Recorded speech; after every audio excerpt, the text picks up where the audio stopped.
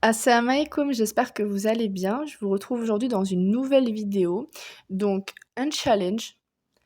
Nous sommes actuellement fin octobre. Début février, Inch'Allah, c'est le Ramadan. Petit challenge, on apprend les 99 noms d'Allah pour avant le Ramadan. C'est largement faisable, on est fin octobre. Le Ramadan, c'est début février, Inch'Allah. Ce que je vous conseille de faire, c'est notez-vous le nom.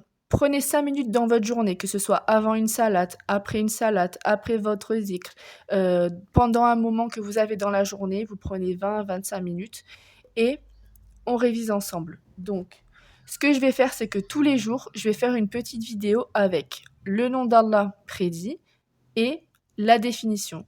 Moi, ce que je vais faire, c'est que moi, les noms d'Allah, là, comme vous pouvez le voir, je les ai déjà écrits, mais je voulais réviser, apprendre plutôt tout ce qui est les définitions, quand est-ce qu'il a été mentionné, les temporalités, les choses comme ça. Donc moi, ce que je vais faire, c'est que pendant que je le lis, je vais me noter quels sont les moments que je pense les plus cruciaux. Vous, ce que je vous conseille de faire, c'est donc vous prenez un nouveau cahier qui va vous donner envie d'apprendre. Vous écrivez le nom d'Allah en arabe, en français, ou que en français si voilà. Et vous prenez des notes sur ce que je vais lire, Inch'Allah. Et moi, tous les jours, je vais lire le nom et je vais lire la définition. Dites-moi en commentaire si vous allez faire ce challenge, Inch'Allah. Franchement, avec tous les bienfaits qu'il y a dans le fait d'apprendre les noms d'Allah, 20 minutes par jour, même 30 minutes, ça vaut tout l'or du monde. Alors, bismillah. Allah.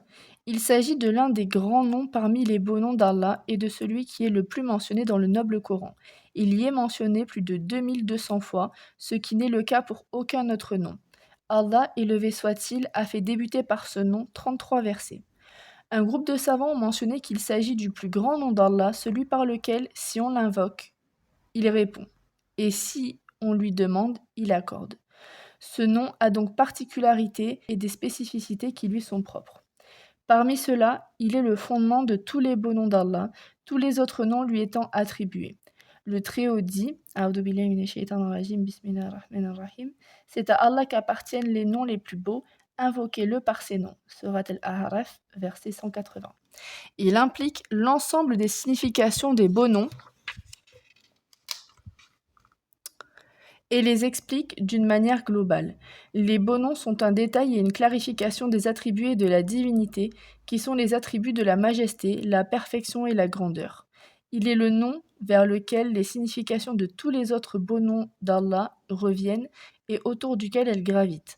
La parole la plus complète et la meilleure qui a été dite au sujet de sa signification est ce qui est rapporté d'Ibn Abbas radiallahu anhu, qui dit Allah est celui qui possède la divinité et l'adoration de l'ensemble de ses créatures, c'est-à-dire celui qui possède les attributs de majesté, perfection et grandeur, comme il sied à sa majesté, avec lesquels il mérite d'être le seul adoré et d'être spécifié par l'humiliation, la soumission, et que l'on fasse montre de faiblesse et du grand besoin envers lui.